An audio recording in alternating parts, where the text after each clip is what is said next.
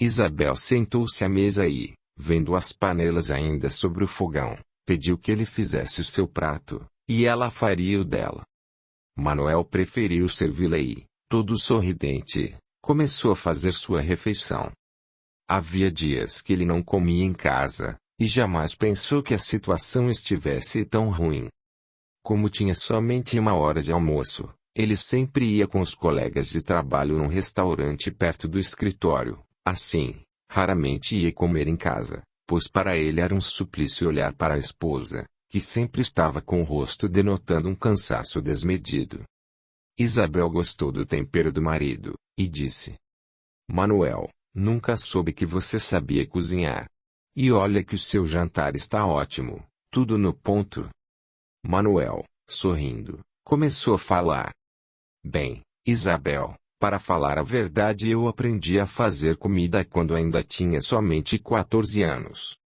Me lembro que minha mãe ficava até muito tarde no tanque. Foi quando eu comecei a prestar atenção em tudo que ela fazia, pois, assim, eu não ficaria até tarde com fome, já que quando começa a lavar roupas Dona Isaltina não para enquanto não termina.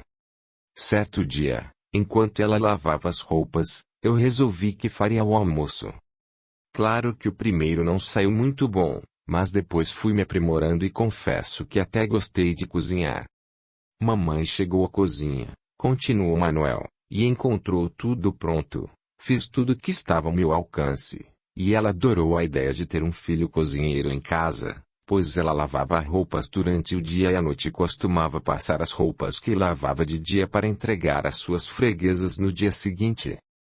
Peguei um caderno de receitas de minha mãe, e aprendi a fazer bolos, e tudo mais, até que certo dia ela me disse que eu estava cozinhando melhor que ela. Mas me lembro que nessa ocasião as férias acabaram, e voltei à escola. E ao chegar em casa, minha mãe já estava com o almoço pronto, pois ela sempre soube que eu chegava faminto da escola.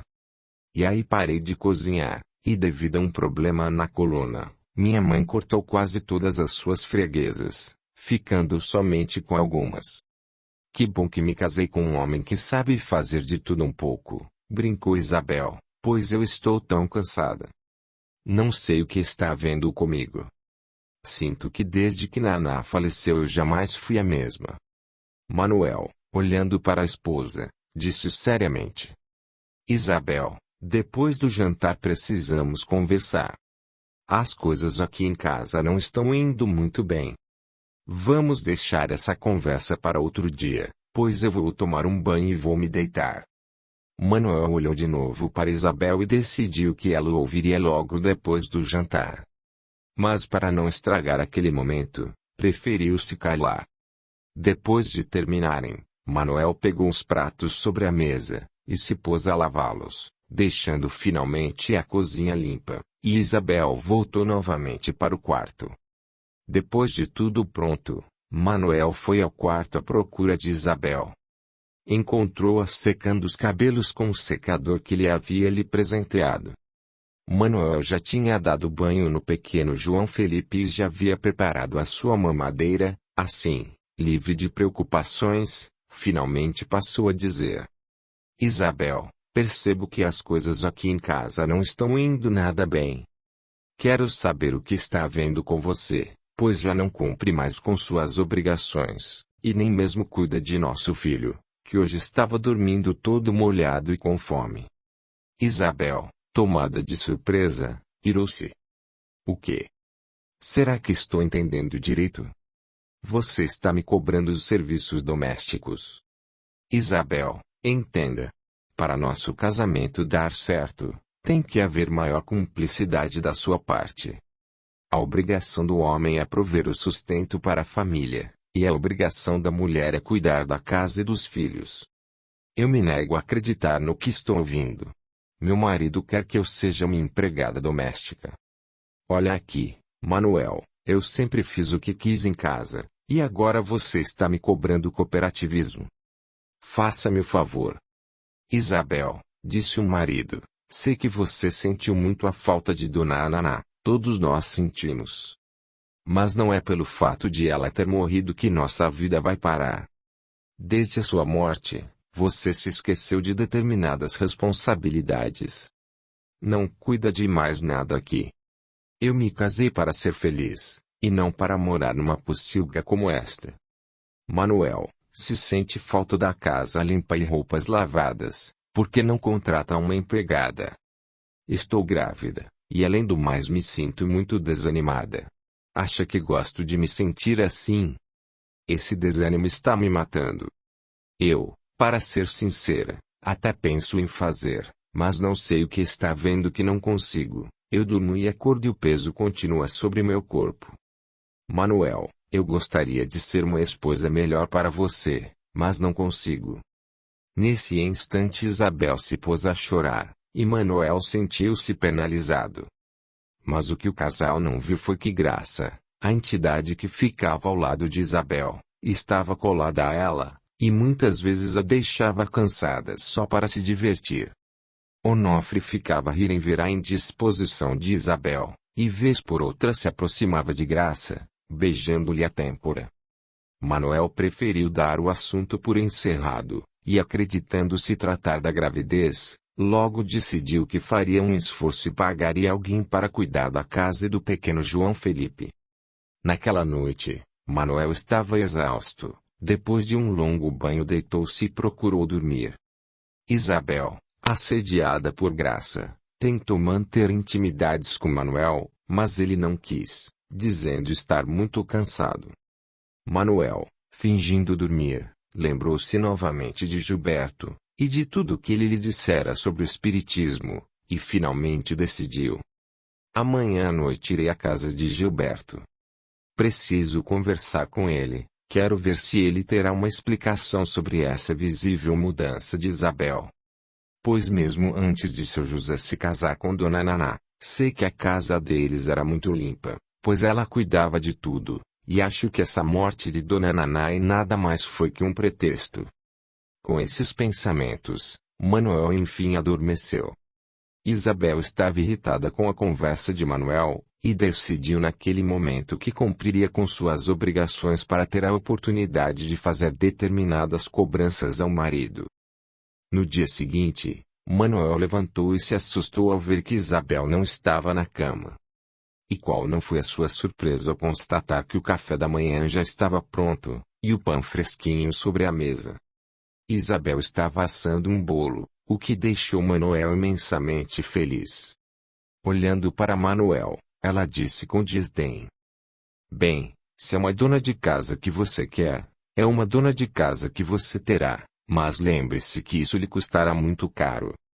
Manuel não entendeu o que Isabel estava dizendo e, sorrindo, voltou ao quarto para se arrumar para o trabalho. Depois de passar uma camisa que lavara no dia anterior, ele se arrumou e finalmente foi tomar seu café da manhã.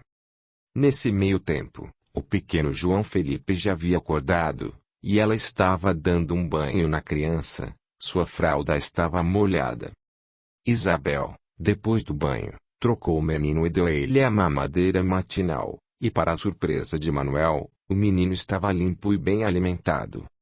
Manuel tomou o café da manhã junto com Isabel, e logo saiu, pois sabia que o seu trabalho estava atrasado, uma vez que o Dr. Cavalcante o responsabilizara por todo o trabalho no escritório.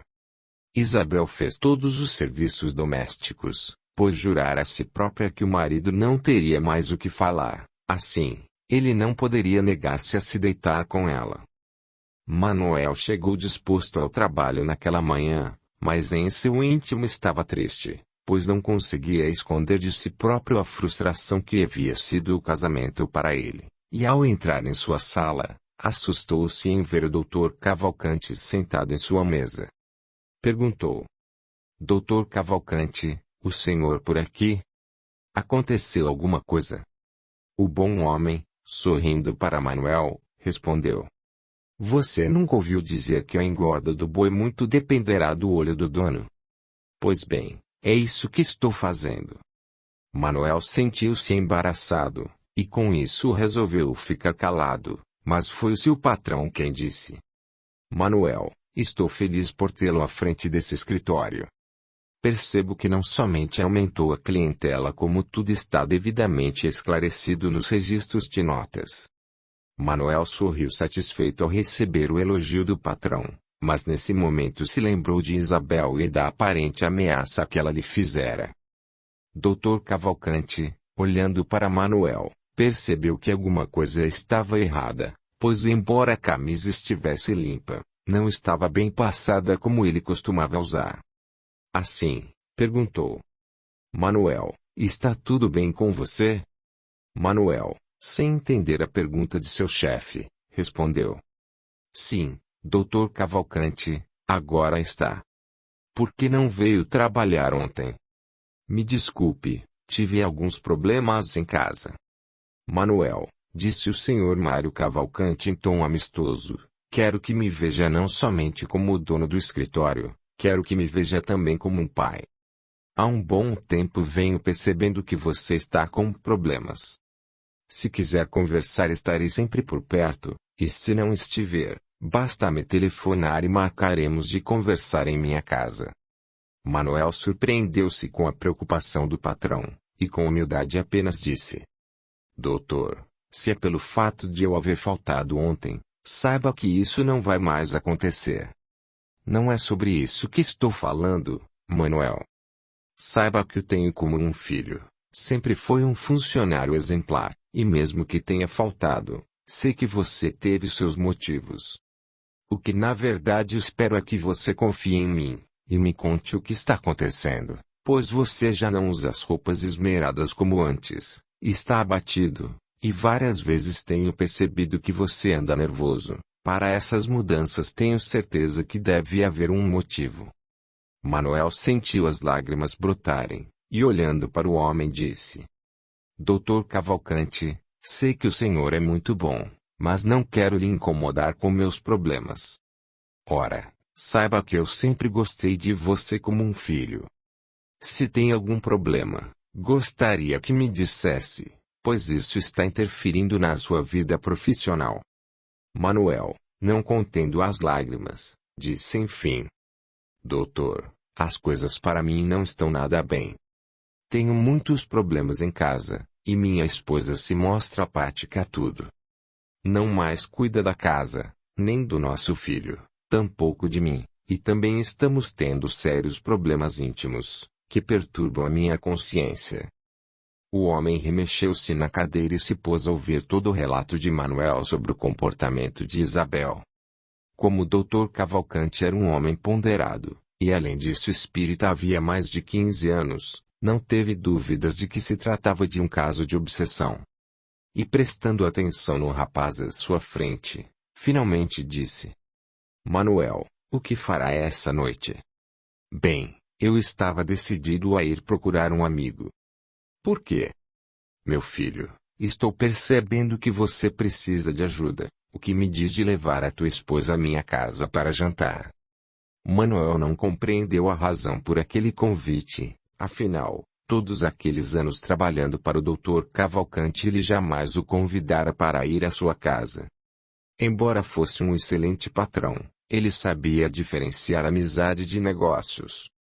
Manuel finalmente respondeu: Doutor, sei que o senhor é uma excelente pessoa, e também um patrão compreensivo, mas não quero perturbá-lo com meus problemas. O bom homem, olhando compassivamente para Manuel, respondeu: Bem, Manuel, creio que já está na hora de você saber sobre alguns fenômenos que ocorrem diariamente em nossas vidas. Talvez não saiba, mas sou espírita, e talvez os seus problemas sejam puramente espirituais. O senhor é o quê? Sou espírita, Manuel, e somente o espiritismo nos revela alguns fatos invisíveis que fogem à nossa compreensão. Não posso acreditar. Hoje mesmo eu estava disposto a procurar Gilberto, com quem falei ontem na praça, enquanto pensava nos meus problemas pessoais. Ele também me disse que talvez os meus problemas fossem espirituais. Confesso que a princípio não levei muito a sério, pois ele era um hippie, mas agora o senhor me fala a mesma coisa. Algo me diz que o senhor tem razão. Então, doutor, pode me esperar que hoje minha esposa e eu iremos à sua casa. Vamos fazer melhor, poderemos conversar antes do jantar. Aceito o convite, doutor, disse Manuel convicto. Mas você terá que ver com sua esposa, disse Cavalcanti sorrindo. Tenho certeza que Isabel não fará objeções, de modo que ficará marcado o jantar na casa do senhor. E assim, Manuel voltou à sua mesa, que estava cheia de trabalho para resolver naquele dia. Dr. Mário Cavalcanti resolveu ficar naquele escritório naquele dia, afinal, o novo escritório ainda tinha poucos clientes, e além do mais ele estava demasiadamente preocupado com Manuel, a quem tinha verdadeira afeição. Cavalcanti prestava atenção em Manuel durante todo o dia, e não deixou de perceber que o rapaz não estava com a mesma disposição mental de outrora para resolver alguns problemas. Com isso, antes do fim do expediente ele finalmente disse: Manuel, por favor, vou esperá-lo para o jantar, e ao chegar vou avisar Ana para preparar tudo com esmero. Pode nos esperar, doutor, pois iremos sem falta. Naquele dia, Manuel ficou pensando na atitude do patrão, e não deixou de sentir por ele uma ternura indefinível, pois seu pai biológico jamais se preocupara com seus problemas pessoais, mas se o patrão se mostrou interessado nele como ser humano. Logo estava encerrado o expediente, e Manuel voltou depressa para casa, a fim de avisar Isabel que iriam jantar na casa do Dr. Cavalcanti naquela noite. Ao chegar, encontrou todo o serviço feito. O filho estava limpo e alimentado, as roupas já estavam todas lavadas e Isabel terminava de passá-las. Manuel ficou feliz, e pensou que talvez não precisasse ter falado de seus problemas pessoais com o chefe, mas agora já estava feito e ele não tinha como voltar atrás. Isabel percebeu que Manuel havia chegado, mas não conseguiu externar nenhuma emoção com isso, pois para ela a presença de Manuel era completamente diferente. Manuel, percebendo a atitude antagônica de Isabel, parou na soleira da porta, olhou com firmeza para ela, que permanecia com a cabeça baixa, e disse: Isabel, hoje não precisa preparar o jantar, pois fomos convidados a jantar na casa do Dr. Cavalcanti. Isabel olhou para Manuel com certa indignação, e disse em tom áspero: O quê? Fomos convidados a jantar na casa do seu chefe. E você me vem com essa calma a me dizer isso? Sim, Isabel. Como eu não pude vir almoçar em casa, não deu para avisá-la antes, portanto estou lhe avisando agora. Olha aqui, Manuel. Eu não vou sair de casa hoje, nem que seja para jantar com o presidente. Não me arrumei, não comprei nada para a ocasião. Foi muito em cima da hora. Está bem, Isabel. Se não quiser ir, irei eu, mas saiba que você é minha esposa e não é de bom tom eu me apresentar sozinho. Mas se você não quer, tudo bem, não vou obrigá-la a nada.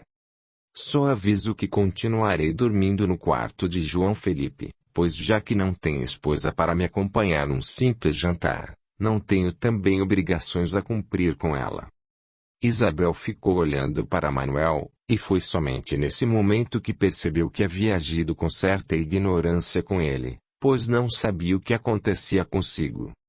Durante o dia não sentia a mínima falta de Manuel, mas à noite era para ela uma verdadeira tortura dormir sem tê-lo ao lado.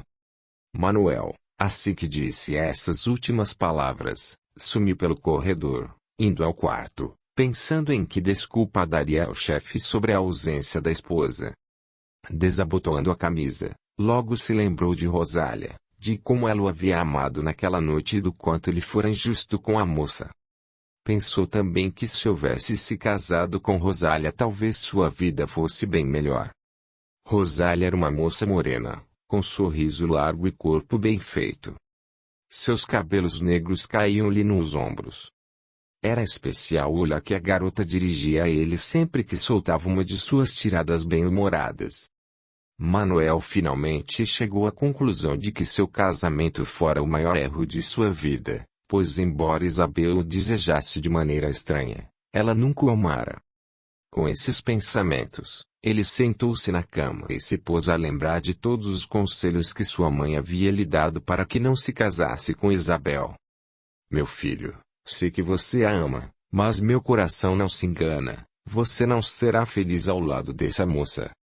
Procure outra para se casar, afinal essa é sua primeira paixão. Mamãe, eu amo tanto Isabel que os meus sentimentos vão nos unir. Não diga bobagem, meu filho.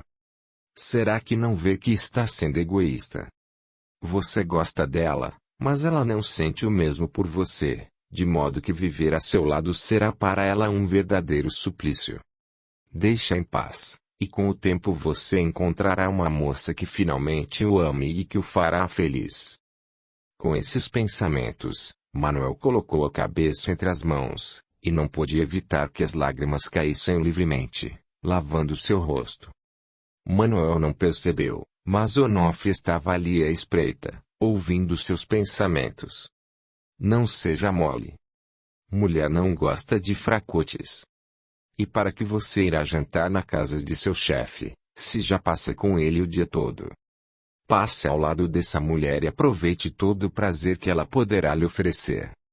Manuel, envolto em pensamentos depressivos, registrando as palavras de Onofre, mas como se sentia cansado ao extremo, até mesmo para fazer com que a esposa o acompanhasse, ignorou completamente as palavras daquela entidade malfazeja. Isabel pensou por alguns instantes, e logo chegou à conclusão de que estava sendo demasiadamente intransigente com o marido. Indo para seu quarto, encontrou-o sentado, completamente desolado, e sentiu pena do marido. Manuel deitou-se com as pernas para fora da cama, olhando para o teto, fingindo ignorar a presença da esposa, quando ela por fim disse: Manuel, estive pensando melhor, e cheguei à conclusão de que irei com você a esse jantar, mas lembre-se, quando houver um compromisso dessa natureza me avise antes, pois gosto de me arrumar com esmero para determinados eventos. Manuel, virando-se, olhou para ela, e com amargura na voz respondeu: Está bem, isso não mais irá acontecer, pois não marcarei nada daqui por diante sem antes consultá-la. Isabel finalmente foi ao guarda-roupa e começou a escolher uma roupa para a ocasião, mas como estava grávida, embora de pouco tempo, algumas de suas roupas estavam apertadas na cintura. Manuel achava que embora ela não o amasse, não conseguia viver sem ele, principalmente à noite, e decidiu que sempre que ela se recusasse a fazer alguma coisa, ele iria dormir no quarto do pequeno João Felipe. E assim ele se levantou e foi tomar seu banho. Embora Manuel soubesse que Isabel iria acompanhá-lo no jantar, não se sentia feliz, pois não sonhara esse tipo de relação para a sua vida. Ele queria uma mulher que fizesse as coisas por amor, e não por um jogo de interesses. Com o peito oprimido, ele finalmente disse, já no banheiro: Dona Isaltina, a senhora tinha razão. Se hoje sofro foi por ter escolhido me casar com uma mulher que jamais irá me amar. Tenho como esposa na certidão, mas não tenho uma verdadeira esposa na vida. E assim, finalmente Manuel tomou um demorado banho e procurou não pensar em mais nada. Dr. Cavalcanti estava ansioso para comunicar à esposa que teriam visita logo mais tarde, mas assim que entrou, encontrou-a conversando com uma sobrinha que era filha de uma irmã de sua esposa. Cavalcanti estava sorridente e com real alegria disse: Iracema, você por aqui? Que bons ventos a trouxeram à nossa casa. Iracema, que tinha 18 anos, respondeu: Ah, tio. Deixe de sarcasmo, estive aqui no domingo, já esqueceu? Cavalcanti, que gostava de brincar com a mocinha, retrucou: Não posso acreditar que estava aqui no domingo, pois parece que faz tanto tempo. Ana Maria, sorrindo, intrometeu-se na conversa. Por que chegou mais cedo do trabalho, Mário? Cavalcanti comunicou à esposa: Ana, hoje gostaria que caprichasse no jantar, pois teremos visitas. Ana, que não gostava de ser avisada de última hora, logo respondeu: Mas Mário, por que não me avisou de antemão que traria pessoas para o jantar? Cavalcante, que naquele momento olhou para Iracema, respondeu: Querida, não tive como avisar, bem que tentei, liguei várias vezes, mas você não estava em casa. Ana Maria lembrou-se de que havia passado a tarde na casa da irmã, mãe de Iracema, e em seguida havia trazido a sobrinha consigo. Me desculpe, mas estava na casa de Clarice, e Iracema está aqui para testar a veracidade dos fatos. Deixe disso, respondeu Cavalcante, só estou tentando dizer que não queria te pegar de surpresa. Ana Maria, preocupada, logo perguntou: Mas quem vem para o jantar? Você se lembra do Manuel, filho de Isaltina, a lavadeira? Eles e a esposa estão passando por alguns problemas espirituais e achei que poderíamos auxiliá-los. A esposa do Dr. Cavalcante se interessava pelo bem-estar do próximo, de modo que não se zangou pelo fato de ter de preparar o jantar às pressas, em vez de ter tempo de fazer uma preparação cabal para o evento. Ana Maria era uma mulher com pouco mais de 45 anos, tinha olhos e cabelos castanhos, pele bronzeada, sorriso largo, e um olhar manso. Sorrindo, ela apenas disse que providenciaria um jantar simples, mas caprichado, pois já não daria tempo para preparar um jantar mais elaborado para a ocasião. A sobrinha, percebendo que a tia tinha ainda muito trabalho pela frente, resolveu ir embora, pois elas passavam horas a falar sobre assuntos espirituais, principalmente sobre reencarnação, que muito fascinava a moça. Embora Ana Maria tivesse mais de 40 anos, ainda conservava em seus traços a beleza de sua mocidade, mas sua doçura era algo que chamava muito a atenção do marido, e sua bondade a deixava ainda mais bela. A senhora Cavalcante era uma mulher sempre pronta para auxiliar quem quer que fosse, e gostava muito de falar sobre assuntos espirituais. Seu marido, além de amá-la, a admirava como ser humano, e assim, quando tinha algum problema recorria à mulher, que sempre tinha algo a dizer. E dessa vez não foi diferente, quando começou a contar à esposa sobre os problemas de seu funcionário, Manuel. Ana Maria ficou ouvindo o relato do marido, e somente depois de escutar tudo que Mário tinha a dizer ela falou o que pensava sobre o assunto. Mário, esse casal está com sérios problemas espirituais, você fez muito bem em convidá-los para jantar conosco essa noite. Sabia que você não iria ficar brava comigo, por tê-los convidado, mesmo sem ter conseguido lhe informar com antecedência.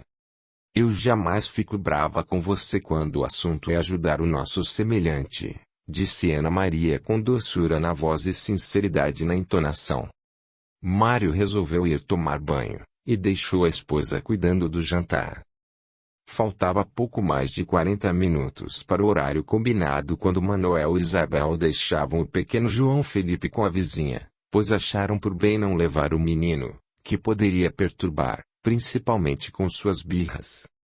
Foi Isabel quem disse: Mariana, aqui está João Felipe, e algumas coisas, se acaso ele quiser tomar uma mamadeira, eu já deixei pronta, e poderá dar-lhe, e também tem essa fralda. Se precisar, assim logo dormirá.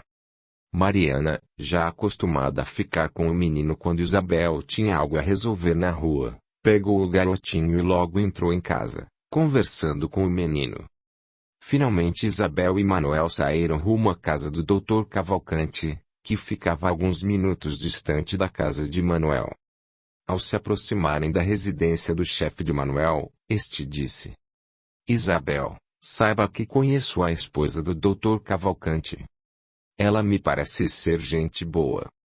Por favor, seja educada com ela e a trate bem.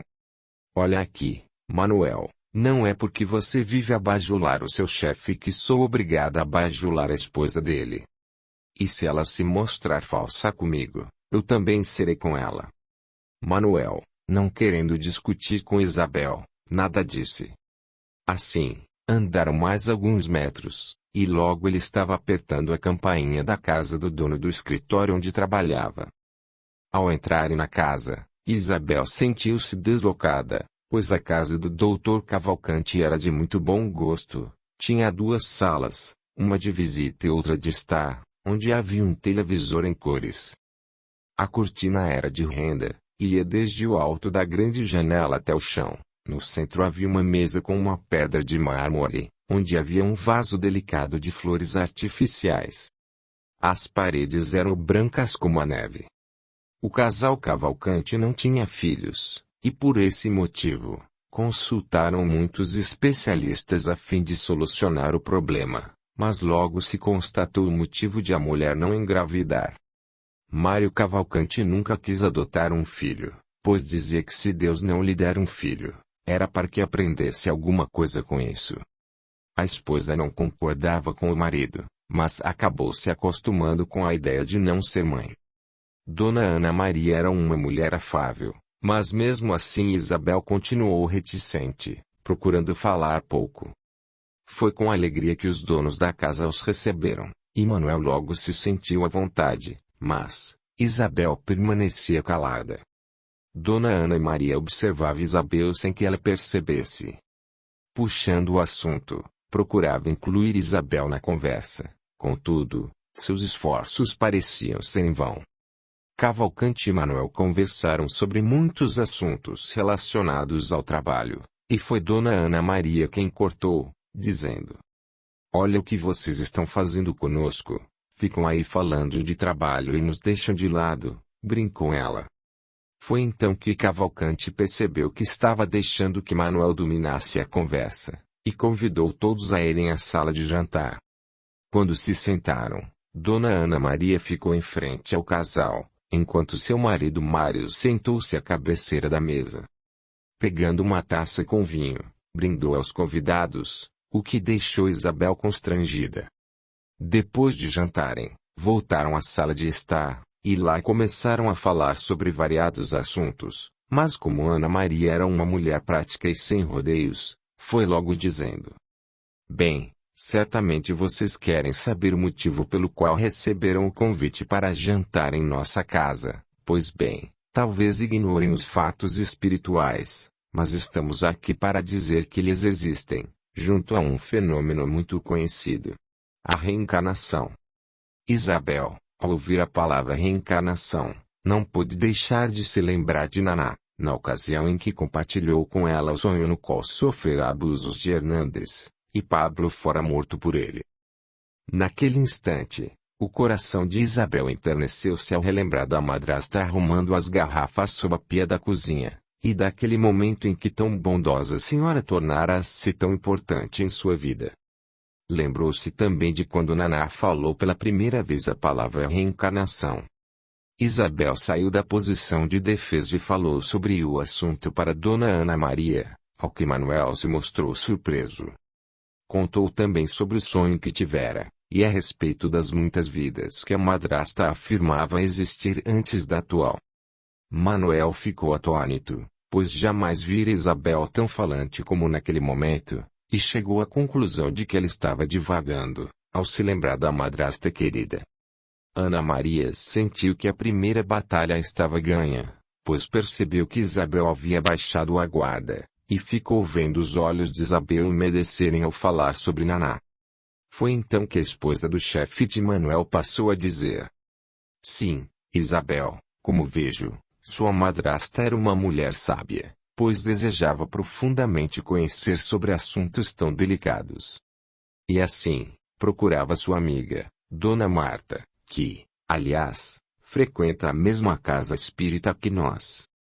Isabel interessara-se verdadeiramente pela conversa, e com isso passou a dizer: "Realmente, Dona Ana Maria, Naná era uma mulher simples, mas muito curiosa não também, embora sempre estivesse às voltas com Dona Marta. Ela nunca frequentara uma casa espírita antes.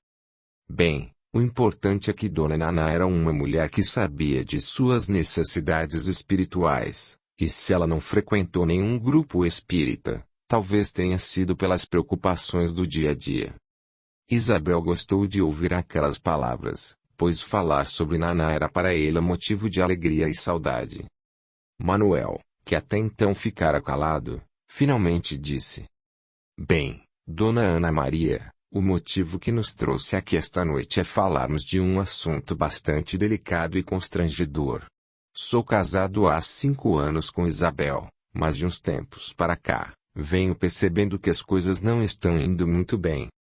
E assim, Manuel começou a falar sobre os problemas íntimos que os afligia, e depois, o bom homem fez uma revelação bombástica, que deixou Isabel perplexa. Sempre soube que Isabel nunca me amou. A princípio, nossa vida íntima era monótona e sem graça, mas de uns tempos para cá, tudo mudou, disse ele, contando sobre as tormentas de consciência que o acometiam depois de cada intimidade. Cavalcanti jamais imaginou que ele tivesse coragem de expor sua vida íntima daquela maneira, mas gostou de ver a desenvoltura do rapaz, e, olhando vez por outra para Ana Maria, viu que a esposa estava verdadeiramente interessada em tudo que Manuel dizia. Isabel, por sua vez, baixou a cabeça, e vez por outra ia da palidez ao rubor. Naquele momento sentiu muita raiva do marido, e pensava: não acredito que esse cretino esteja fazendo isso comigo. Que vergonha! Ana Maria ouvia tudo com naturalidade, e Cavalcanti, como já estava a par do assunto, tratou de prestar atenção tanto em Manuel como em Isabel. Depois de Manuel relatar o que lhe ocorria na intimidade, poupando a mulher dos detalhes, perguntou: a senhora acha, Dona Ana Maria, que os espíritos têm algo a ver com essa nossa insanidade temporária?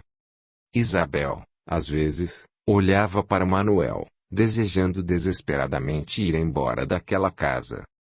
Mas como Ana Maria e Cavalcanti agiram com naturalidade, ela se reservou ainda mais, decidida a conversar com Manuel assim que chegassem em casa. Cavalcanti deixou que a esposa lhes falasse sobre o assunto, para não deixar Isabel ainda mais desconcertada do que estava. Ana Maria, sorrindo para ambos, disse serenamente: bem, meus filhos, a interferência dos espíritos em nossas vidas é algo tão comum quanto um resfriado, porém muitos ignoram essas interferências, e assim não se protegem. O que a maioria das pessoas ignora é que esses espíritos vivem de fato lado a lado conosco, todo o tempo. Mas o que realmente definirá a aproximação de tais espíritos é o nosso campo vibratório, ou melhor, os nossos pensamentos.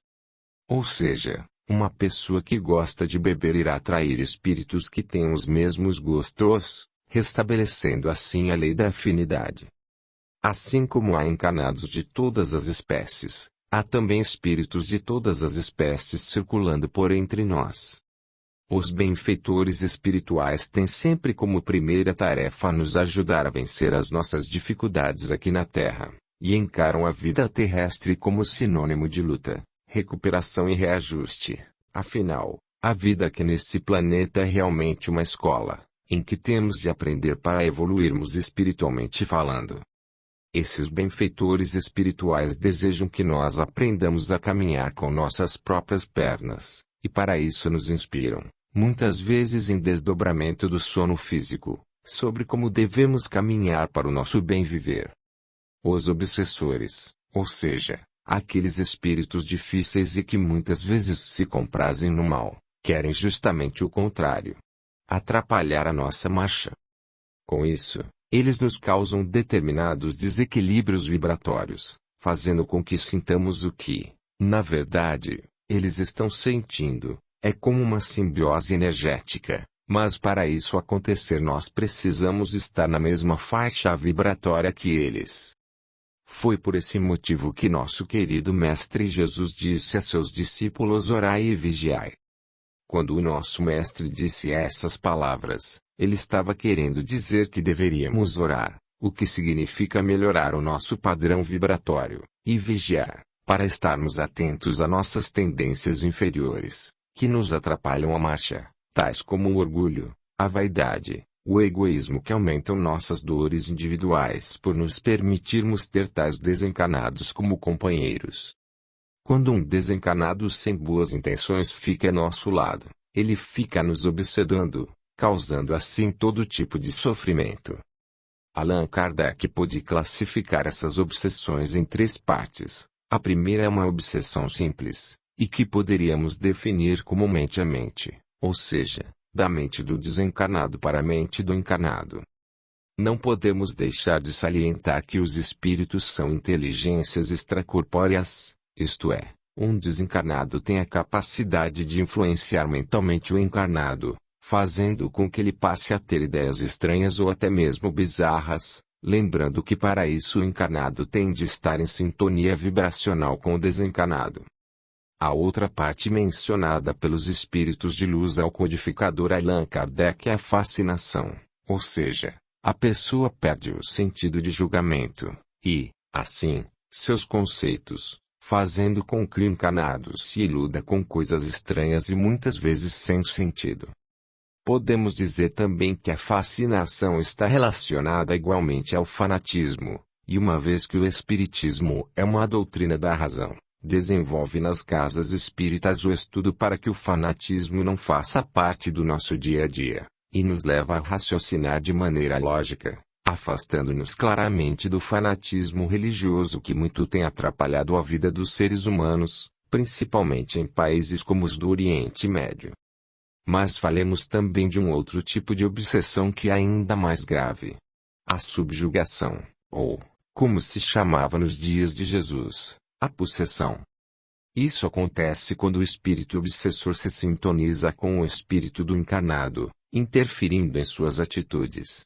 Isabel, que até aquele momento estava prestando atenção nas palavras de Ana Maria, começou a ver certa lógica em tudo que a mulher do chefe do marido falava, e remexendo-se na poltrona, esqueceu-se que queria ir embora e ficou ouvindo atentamente o que Ana Maria explicava.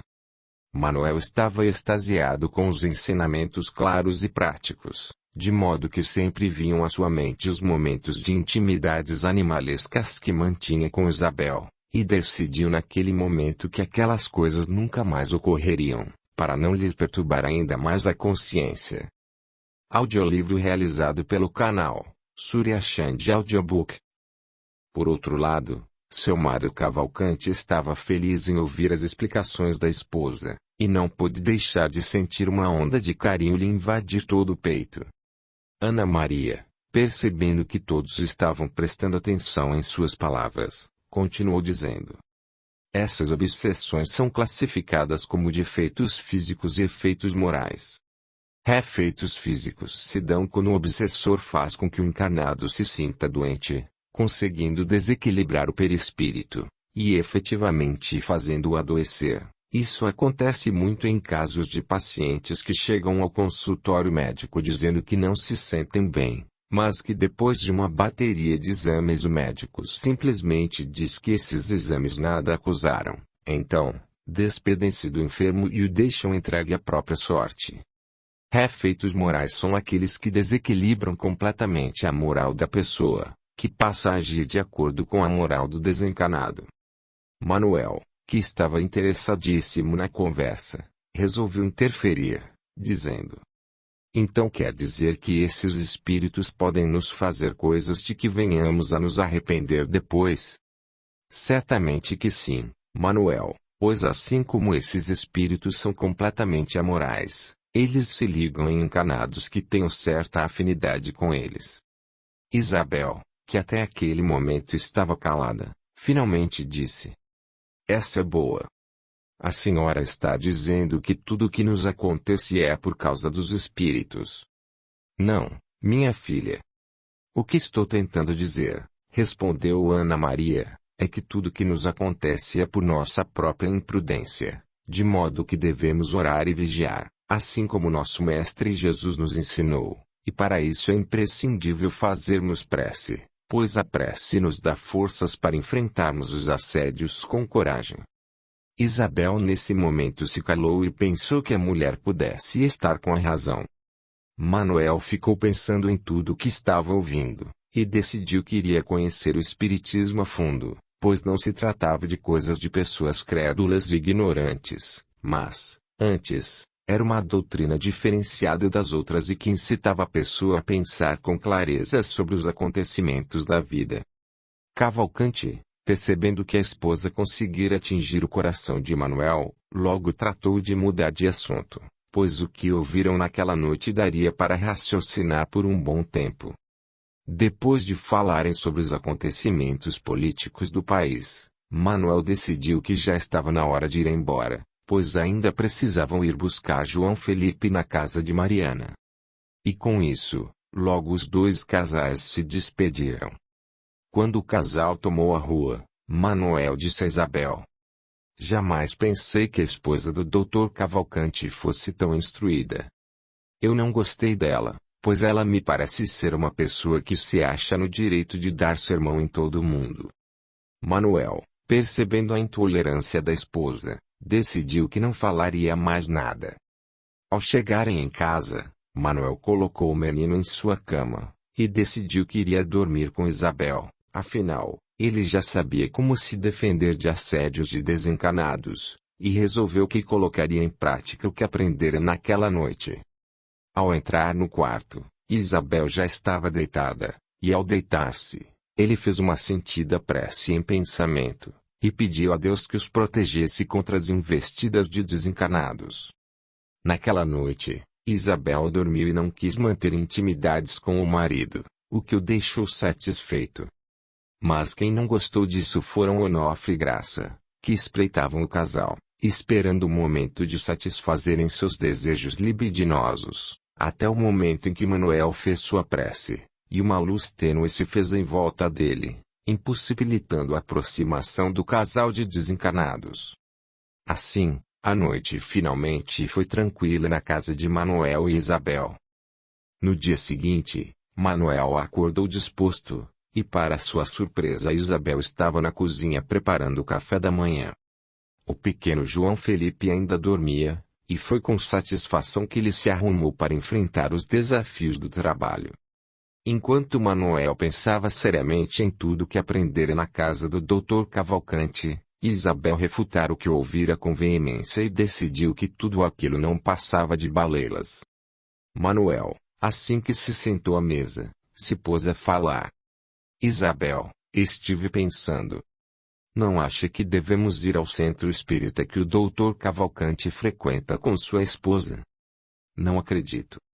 Não imaginei que você fosse uma pessoa tão influenciável, Manuel. Só porque aquela mulher se pôs a falar um monte de besteiras, você agora vai se unir a eles para ir a um lugar como esse. Se quiser ir, o problema é seu, mas não espere que eu vá, porque sou adulta e sei bem o que me serve e o que não me serve. Para mim, tudo aquilo não passa de sandices." Isabel, saiba que para mim não foram palavras sem sentido, pelo contrário, foram palavras que me levaram a pensar seriamente no assunto. Eu vou conhecer, pois conhecimento nunca é demais. Isabel decidiu que não falaria mais nada, pois percebeu que havia deixado o marido irritado. Em seguida, foi ao quarto do pequeno João Felipe para dar a ele a primeira mamadeira do dia. Manuel olhou para o relógio que estava em seu pulso e rapidamente saiu, pois não queria chegar atrasado. Já no trabalho, percebeu que o Dr. Cavalcanti ainda não havia chegado. Assim logo se pôs a trabalhar, pois se sentia muito bem naquela manhã. Isabel, ao dar banho no menino, pensava em Manuel e em tudo que dissera antes de ir ao trabalho, porém, o que ela não viu foi que Onofre e Graça, ao seu lado, começaram a dizer: "Você vai deixar que teu marido se envolva com assuntos dessa natureza? Lembre-se que o marido deve estar junto com a esposa em qualquer situação. Já que você não é ignorante para aceitar contos da carochinha, ele deve respeitá-la e acompanhá-la para onde quer que vá." Isabel não ouviu as palavras de Onofre e Graça, mas registrou-as como uma intuição, e disse em voz alta: "Não posso permitir que Manuel haja como um ignorante, pois se Dona Ana Maria acredita nessas coisas mesmo sendo esposa de um homem competente como o Dr. Cavalcanti, o problema é dela. Mas não posso permitir que Manuel faça papel de palhaço diante das pessoas." Tanto Onofre quanto Graça riram muito, pois perceberam que Isabel era influenciável. Decidiram que Manuel ficaria longe daqueles assuntos que poderiam frustrar seus planos em busca de prazer. Enquanto isso, Isabel se pôs a cuidar da casa, esquecendo-se temporariamente do assunto. Manuel estava absorto em seu trabalho quando o Dr. Cavalcanti chegou. Estava distraído com a máquina de calcular, e não se deu conta de que o chefe estava à sua frente. Dr. Cavalcanti gostou do que viu, pois há muito tempo não via Manuel tão atento ao trabalho. Quando levantou a cabeça, ele se assustou com a presença do chefe, e disse, surpreso: "Que susto, Dr. Cavalcanti! Até parece que se materializou em minha frente, pois não o vi se aproximar." Mário Cavalcanti, como era um homem sério, apenas respondeu: "Quando entrei, vi que você estava distraído com o trabalho, e resolvi me aproximar lentamente para te assustar mesmo." Manuel, sorrindo, nada disse, e Cavalcanti continuou: "E então, meu filho, como andam as coisas em casa?" "Bem, doutor, pensei muito e decidi que vou conhecer os fenômenos espíritas, pois tudo que Dona Ana Maria nos explicou ontem me chamou muito a atenção, de modo que vou a uma reunião junto com o senhor, claro, se o senhor não se opuser." "Imagine, meu filho, que eu iria me opor. Pelo contrário, fico feliz que você tenha pensado seriamente no assunto. Para Ana Maria e para mim, será um grande prazer tê-los em nossa companhia." Manuel nesse momento baixou os olhos para a máquina de calcular e balbuciou apenas: "Doutor, quem decidiu que iria fui eu, porque pelo jeito Isabel não quer saber mesmo. Tanto que percebi, pela sua fisionomia, que ela não gostou quando eu lhe informei sobre essa minha decisão." Dr. Cavalcanti, observando o desapontamento do rapaz, disse com seu jeito manso de falar: "Manuel, entenda uma coisa. Cada um de nós está num grau evolutivo diferente, portanto, não espere que sua esposa vá lhe acompanhar somente porque você decidiu. O que quero que entenda é que se ela acha que isso é uma perda de tempo, talvez seja porque ela não esteja madura no sentido evolutivo. Portanto, a tua obrigação como marido é ter paciência com ela, pois jamais deverá querer que ela faça coisas para te agradar. Deus deu livre-arbítrio a todos nós, de modo que ela fará determinadas escolhas, umas poderão ser boas, e outras não. A única coisa que digo é: tenha paciência, pois somente assim poderá ajudá-la." Manuel nada disse, mas sentiu-se confortado. Resolveu que não obrigaria Isabel a nada, mas faria o que estava ditando sua consciência. O bom chefe convidou Manuel a acompanhá-lo à casa espírita naquela noite, e Manuel aceitou com prazer. O dia transcorreu tranquilamente, e Manuel resolveu não pensar mais no assunto. Capítulo 18. Encontro memorável. Já fazia um bom tempo que Naná frequentava um dos cursos oferecidos pela colônia, quando certo dia, andando pelo grande corredor do prédio onde se ofereciam cursos, ela se encontrou com uma mulher, muito bonita, com olhos e cabelos louros, que a olhou com ternura. Naná ficou a fitar a bela figura feminina, e pensou consigo mesma: "Não sei de onde, mas eu já conheço, onde foi que a vi?" Nesse momento, a figura feminina se aproximou de Naná, e respondeu: "Nair, você não me conheceu pessoalmente, mas me conheceu por fotografias." Naná, virando-se para trás, assustou-se com as palavras daquela bela mulher à sua frente. "Como sabe meu nome?" "Eu não me lembro de ter dito nada." "Acalme-se, Nair, sei que deveríamos ter nos conhecido há mais tempo, mas eu estou assoberbada com meus trabalhos, e quase não paro na colônia." "Bem, vou lhe responder com calma. Me chamo Marisa, fui a primeira esposa de José, e creio que tenha me visto por velhas fotografias." Nesse instante, Naná se lembrou de ter visto aquele rosto em uma fotografia no quarto de Isabel e, ressabiada, respondeu: "Realmente. Eu a vi em umas fotografias no quarto de Isabel. A propósito, Nair, gostaria muito de lhe agradecer por tudo que fez por minha filha Isabel. Sei o quanto foi boa madrasta e quanto trabalho teve para mostrar a ela que o capricho só leva à dor e ao sofrimento." Naná sentiu uma onda de simpatia envolver-lhe o coração, e sentiu-se à vontade em responder. Por favor, não me agradeça. Sempre gostei muito de Isabel, embora ela tenha um temperamento difícil, mas graças a Deus nos demos bem, na medida do possível. Ora, Naná, sei que não foi bem assim, pois a princípio Isabel se mostrou intransigente com você. Mas percebi que você era paciente, e graças a essa paciência toda, vocês acabaram se acertando. Sim, Dona Marisa, Isabel no começo foi o que chamamos de osso duro de roer, mas depois ela se portou muito bem. Seja como for, gostaria de abraçar aquela que ficou pouco tempo em meu lugar. Mas saiba que Isabel sentiu muito a tua vinda para esse mundo. Naná sorriu e, sentindo uma onda de tristeza, respondeu. Às vezes penso em Isabel e sinto um aperto no peito, pois ela não é uma moça má, mas sinto que ela é um pouco caprichosa e temperamental, e, como tal, precisa de orientação. Tudo que você poderia ter feito você fez, minha boa Nair, mas agora ela terá de aprender a caminhar com as próprias pernas. Porém, sempre que posso estou ao lado dela, intuindo ao bem e aos bons pensamentos. Mas como ela está, Marisa? Está passando por momentos difíceis, mas com a ajuda de Jesus nosso Mestre e da iluminação divina tudo dará certo. O que está havendo com a menina Isabel, Dona Marisa? Naná, pare de me chamar de dona. Saiba que somos irmãs, portanto somos iguais. Trate-me apenas por Marisa, e quanto a mim, chamá-la-ei de Naná, afinal, não acho justo sermos parcimoniosas uma com a outra. Naná então não teve dúvidas de que já conhecia, mas não conseguia se lembrar de onde, e Marisa, ouvindo os pensamentos de Naná, disse.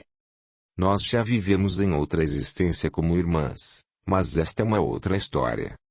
Atentemos agora para Isabel, que irá passar por muitas dificuldades. Naná nesse momento esqueceu do que pensara segundos antes e firmou seus pensamentos em Isabel, quando finalmente perguntou. Mas o que está dizendo? Isabel passará por dificuldades. Bem, Naná, o sofrimento e as dores muito dependem das escolhas que cada um faz, portanto, se ela vai sofrer ou não, dependerá muito dela. Se fizer a escolha correta, se safará de sofrimentos, mas se fizer as escolhas erradas terá de arcar com as consequências de suas escolhas. Mas então, Marisa, temos de ajudá-la, pois não podemos ver a menina Isabel prestes a cometer uma loucura, e nada a fazer.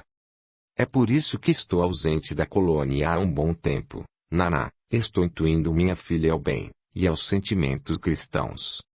Naná sentiu então uma onda de tristeza percorrer-lhe o coração, e Marisa, percebendo quanto Naná afeiçoara-se a Isabel, disse, com carinho na voz. Naná, não fique assim. Confie em Deus que tudo dará certo. Ademais, a vida na Terra não é como uma escola. Pois bem, se ela fizer a escolha errada, ela muito aprenderá por meio de suas dores. Agora poderemos ajudá-la por meio da prece e pelo envio pensamentos salutares a ela. Naná, sentindo-se envergonhada, baixou os olhos e pediu desculpas a Marisa. Não tem do que se desculpar. Muitas vezes erramos por amar demais, saiba que se realmente quer ajudar Isabel, terá de se manter equilibrada, e vibrar muito amor a ela, pois isso a ajudará no momento crucial de suas provas. Naná ficou a observar a serenidade de Marisa, e disse com sinceridade. Obrigada, Marisa. Vê-se que de fato você é tudo e muito mais do que Isabel falava. Ofereço-lhe minha mais sincera amizade. Naná, entenda uma coisa. Você já é minha amiga de outros tempos. Embora ainda não tenha posse de suas lembranças passadas, quando isso se der vai compreender muitas coisas. Naná abriu os braços para Marisa e estreitou-a num caloroso abraço. Marisa despediu-se de Naná, e caminhou lentamente pelo longo corredor. Naná desejou muito se lembrar do passado, e começou a indagar por que se afeiçoara tanto a Isabel. mesmo quando ela a tratava com hostilidade. Com esses pensamentos ela desceu a escadaria do edifício, e sentou-se em um banco do lindo jardim que ficava em frente ao edifício onde haviam os cursos. Naná estava pensando em tudo que conversara com Marisa, e não percebeu quando alguém se sentou a seu lado. Olhando, logo percebeu se tratar de José, e sorrindo disse: José, o que faz aqui? José, também sorrindo para Naná, respondeu: Naná, estou fazendo curso de ajuda à distância, nesse prédio. Naná se desculpou, e contou que havia encontrado Marisa no corredor, e que havia conversado longamente com ela. José, contente, perguntou: Pelo jeito você gostou mesmo de Marisa, não é? Sem dúvida que sim, ela é inteligente e sensível. Mas estou interessada agora em lembrar de minhas vidas passadas. Como farei?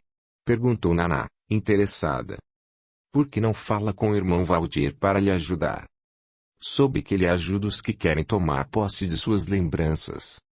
Naná ficou feliz em saber que havia alguém que podia ajudá-la, e perguntou: Aonde posso encontrar esse irmão? Pelo horário, ele está nas dependências do centro de recuperação. Por que não vai até lá? Naná, sorrindo, levantou-se e tratou de ir até o local onde poderia encontrar-se com Valdir. Capítulo 19. Influências maléficas. Manuel chegou em casa, apressado, pois iria a uma reunião no centro espírita, junto com Dr. Cavalcante e Ana Maria. Ao entrar, percebeu que tudo estava em ordem.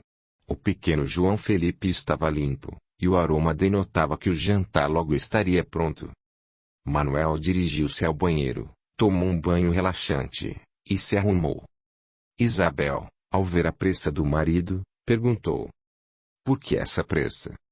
Acaso tem encontro marcado com alguma mulher? Manuel se irritou com a pergunta da esposa, mas preferiu apenas dizer: Combinei de ir ao centro espírita com o Dr. Cavalcante e sua esposa.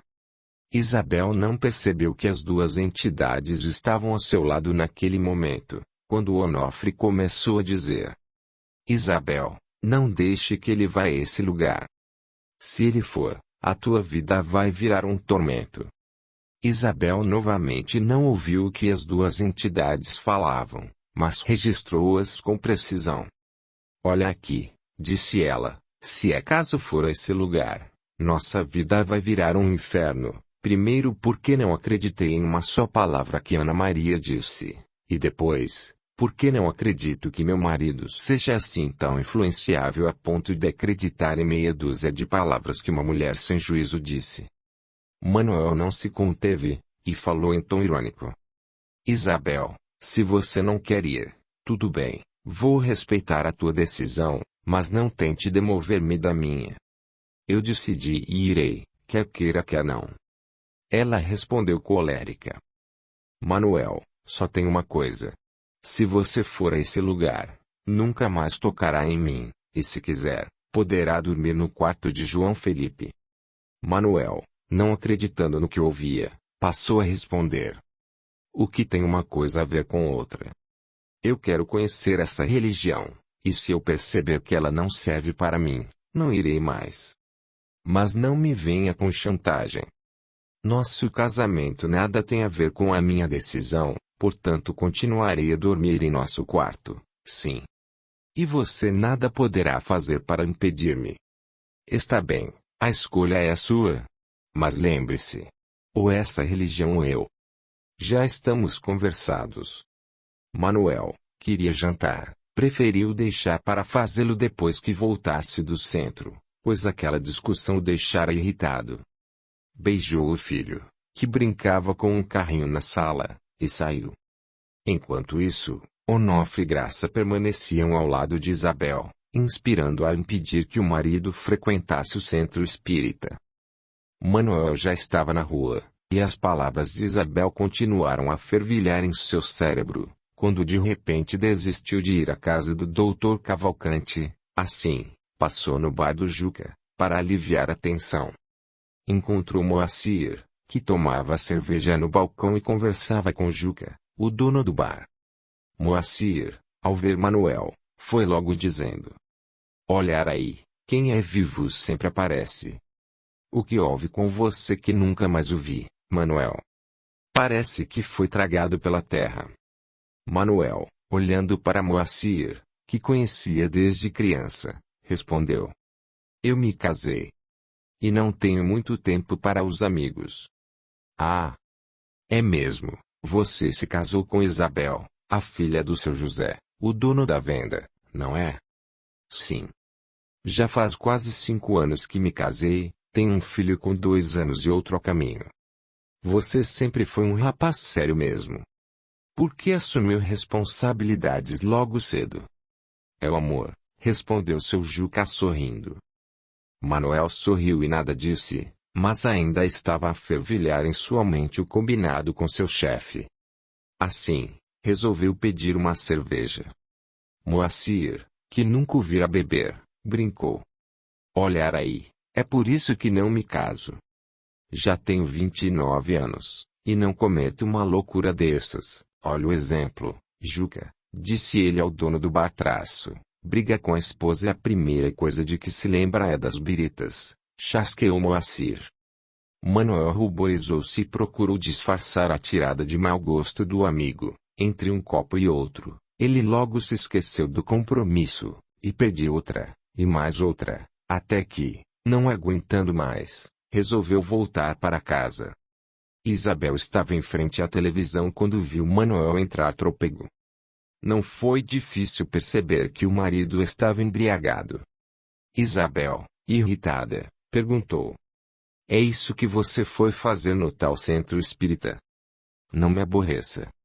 Eu não fui a centro espírita nenhum. Encontrei com Moacir no bar do Juca, e fiquei conversando e tomando umas cervejas." "Não acredito, Manuel. Agora você deu para beber." "Cale a boca. Eu poderia estar chegando em casa sóbrio, mas saiba que a culpa foi sua, pois fez aquela imposição ridícula, entre você e a religião." Nesse instante, Onofre, que estava ao lado de Isabel, regozijou-se e sorrindo disse: "Está vendo como é você quem manda? Você não quis que ele fosse e ele não foi, não acha que ele merece um prêmio?" Isabel, nesse momento, sentiu-se feliz. Pegando na mão de Manuel, levou-o ao quarto, e novamente Onofre e Graça entraram em cena e aquela sangria desatada voltou a ocorrer. No dia seguinte, quando Manuel acordou, percebeu que havia bebido demais e se lembrou de que não comparecera ao compromisso. Depois de tomar banho, sentiu vergonha, pois o que diria ao doutor Cavalcante, por não ter comparecido no horário combinado.